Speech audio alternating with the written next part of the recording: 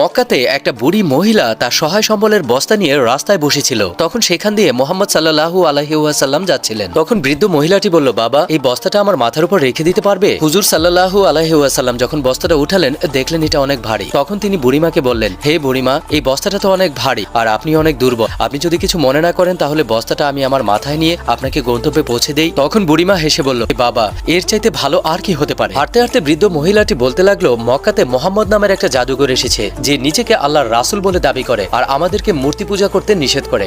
আমি মক্কা ছেড়ে পালিয়ে যাচ্ছি, তুমিও পালিয়ে যাও। কথা বলতে বলতে তারা গন্তব্যে চলে আসে। বুড়িমা জিজ্ঞাসা করলো, হে বাবা, তোমার নাম কি? হুজুর সাল্লাল্লাহু আলাইহি সাল্লাম বললেন, বুড়িমা, আপনি সারা রাস্তায় যার নিন্দা করেছেন আমি সেই আল্লাহর নবী হযরত মুহাম্মদ সাল্লাল্লাহু আলাইহি সাল্লাম। বুড়ি তখন তার নূরের চেহারার দিকে তাকিয়ে বললেন, তুমি কখনো মিথ্যা বলতে পারো না। ভিউয়ার্স, ভিডিওটি আপনাদের কাছে ভালো লাগলে কমেন্টস বক্সে ভালো কিছু লিখে যান।